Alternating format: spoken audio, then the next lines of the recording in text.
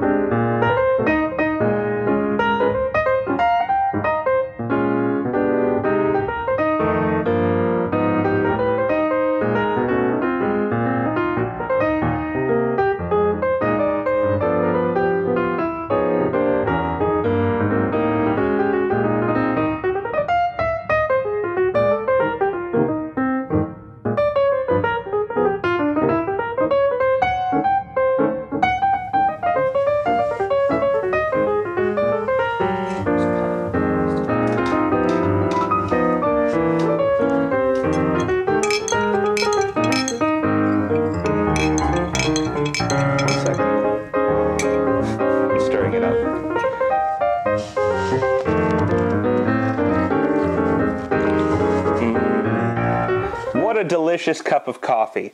Hey everybody, it's Ryan Metzler here, and today we're going to be taking a look at Vivajava, which is a game for 3 to 8 players. It's going to be a semi-cooperative game in which you have to work together at times in order to make brews of coffee, but still want to make more victory points than all of your opposing players in order to win the game.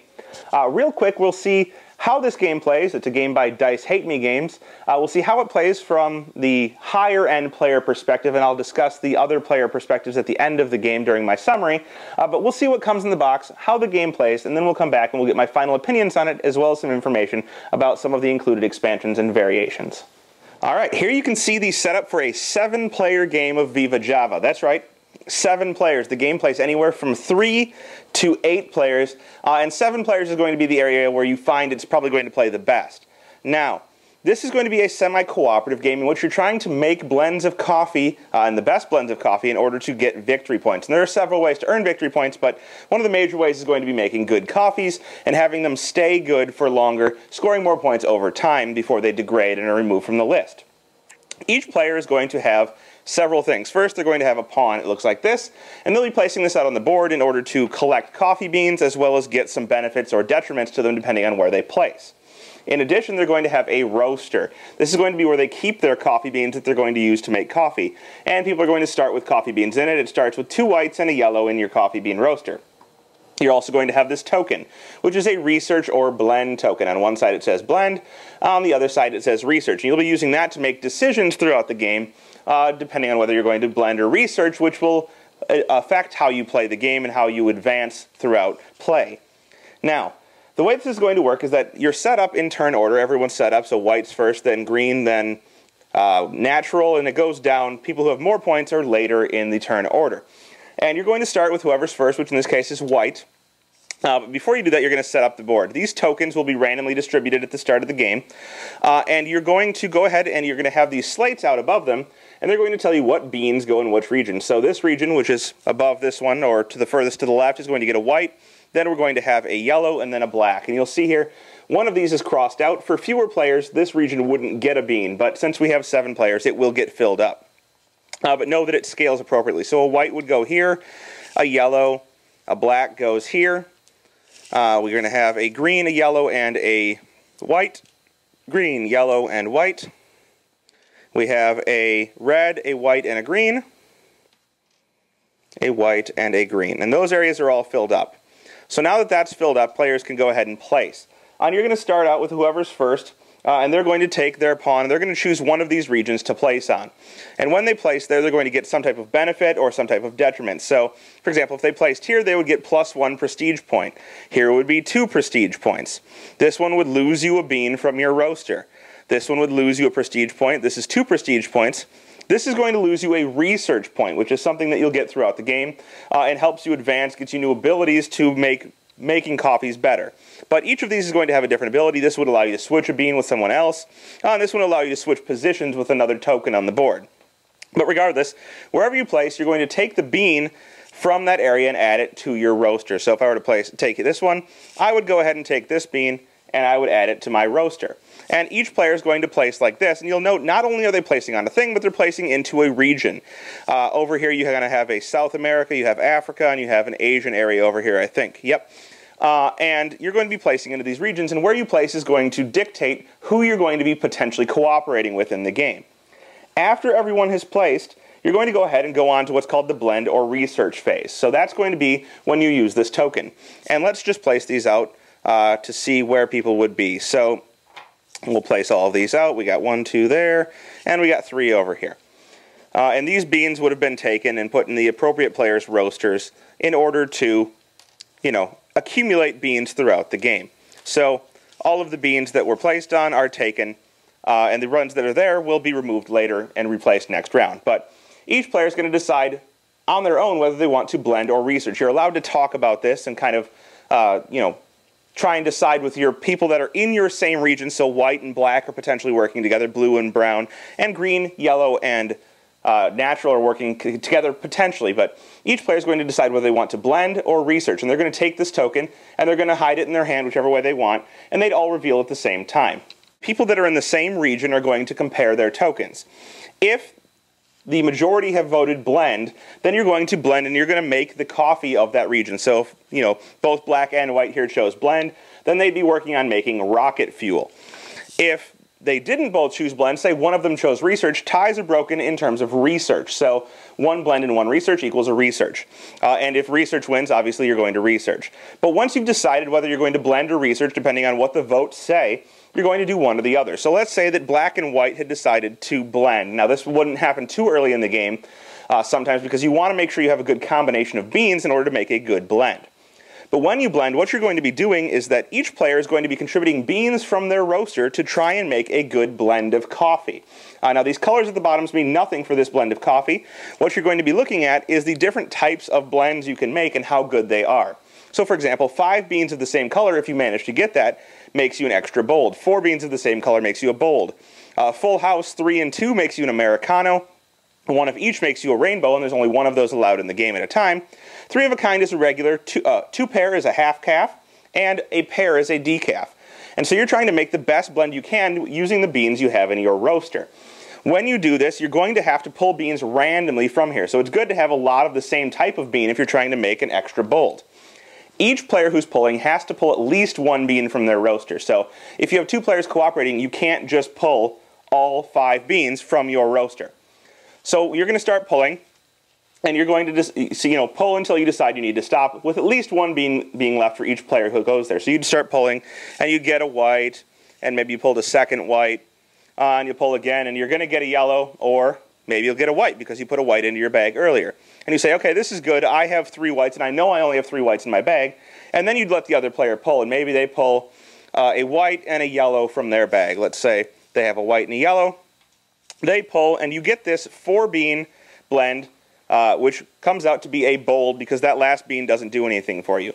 And when you finish your blends, you're going to go ahead and you're going to place them in this row down here according to how good they are. So this is a 4-bean with reds. Well, you look here at the order. White is not as good as red, so this is going to slide down here, and this blend is going to go in the middle because the red 4-bean blend is better than the white 4-bean blend. Each player who contributed to this, let's just say that it was white and some other player, they would put one of these tokens on here to show that they are going to be contributing to this blend. So they put their pieces out there. It would be black contributing to it as well, so black would have a token on there as well. And when time comes to score points, they're going to score points based on where this blend is after everyone has blended on their turn. Now, you'll see here that you also have this research sheet.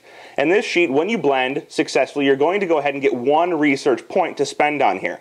And spending these points is going to move you up on these tracks and potentially give you abilities. Now, you start with none of these abilities, but as you go up, you'll see there's 1, 2 spaces here. Once you get to the 3rd space, you're going to get an ability.